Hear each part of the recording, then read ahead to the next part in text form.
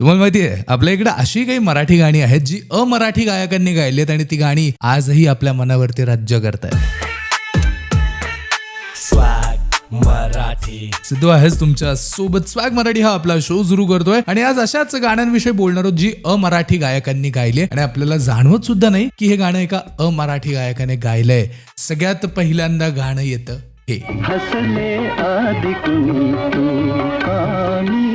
Superhit Marathi चित्रपट मोलकरीण 1963 सालचा cinema Ramesh देव सुलोचना यांच्यावरती चित्रित झालेलं हे गाणं, ज्याचं संगीत केलं होतं वसंत देसाई आणि गाणं गायलं होतं आशा भोसले आणि तलत महमूद यांनी. कोण सांगू शकेल की तलत महमूद यांनी हे गाणं गायलं? इतकं सुंदर मराठीचे उच्चार शब्द हे या गाण्यातून आपल्याला बघायला मिळतात. अशीच कुठली कुठली गाणी आहेत जी अमराठी गायकांनी गायली आहेत मराठीमध्ये, बोलणार आहोत त्याविषयी इथेच माय एफएम वर. चलो अच्छा सुनते है.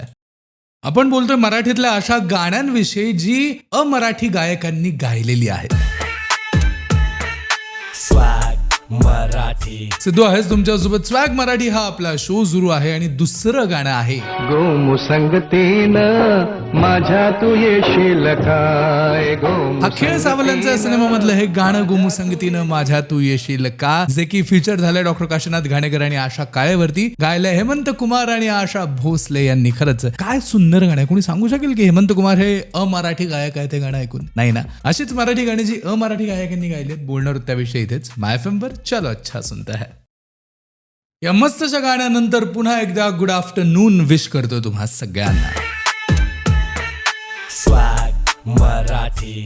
सिद्धू आहेच तुमच्या सोबत. स्वॅग मराठी हा आपला शो सुरू आहे. आज आपण बोलतोय अशा अमराठी गायकांविषयी ज्यांनी मराठी गाणी गायलीत आणि ती गाणी प्रचंड प्रसिद्ध झाली आपल्या सगळ्यांच्या मनावरती. आजही ती गाणी राज्य करतायत. 3 नंबरचं गाणं आहे हा रुसवा सोड सखे पुरे हा बहाणा. रुसवा सोड सखे हे गाणं गायलेलं आहे मोहम्मद रफी यांनी. कोणी सांगू शकेल की मोहम्मद रफींसारखे गायक हे गाणं इतक्या सुंदर पद्धतीने गाऊ शकतात? कारण या गाण्यामध्ये न न याचा उच्चार किती स्पष्ट झालाय बघा. ऐकून सांगणं अवघड जातं, विश्वास ठेवणं अवघड जातं, पण खरंच एका अल्बम मधलं हे गाणं आहे ज्याचं संगीत दिलेलं आहे श्रीकांत ठाकरे यांनी आणि या गाण्याचे शब्द लिहिलेले आहेत वंदना विटाणकर यांनी. गायलंय मोहम्मद रफी यांनी. बोलणार आहोत अशाच मराठी गाण्यांविषयी जी अमराठी गायकांनी गायली आहे तिथेच माय एफएम वर. चलो अच्छा सुनते है. पुढचं जे गाणं ना त्या गाण्याचा एक मस्त किस्सा सुद्धा आहे बरं का.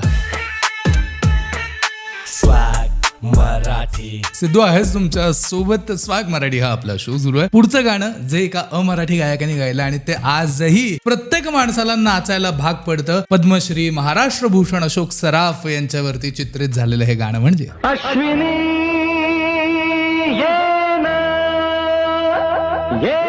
या गाण्याचा ना एक किस्सा आहे. किशोर कुमार यांना ल ळ हे म्हणता येत नव्हतं, त्याच्यामुळे या गाण्यात तुम्हाला ल चा किंवा ळ चा उच्चार जो आहे तो दिसणार नाही. आधी या गाण्यामध्ये ळ नावाचे बरेच शब्द होते ते काढून टाकण्यात आले आणि त्या शब्दांना वगळून हे गाणं बनवण्यात आलं आणि मग ते किशोर कुमार सरांकडून गाण्यात आलं. त्यांनी फक्त मराठीमध्ये एकाच व्यक्तीसाठी आवाज दिला, तो म्हणजे द अशोक सराफ. अशाच मराठीतल्या वेगवेगळ्या गाण्यांविषयी, पैलूंविषयी, व्याकरणांविषयी आपल्या गप्पा सुरू राहतील. हा कार्यक्रम असाच सुरू राहील. हा आता 1 वाजत आलाय. निरोप घेतो तुमचा. पुन्हा भेटणार आहोत सोमवारी दुपारी 12 वाजता याच ठिकाणी याच वेळी. तोपर्यंत स्वतःची काळजी घ्या, स्वतःच्या कुटुंबाची काळजी घ्या आणि ऐकत राहा माय एफएम. चलो अच्छा सुनता है.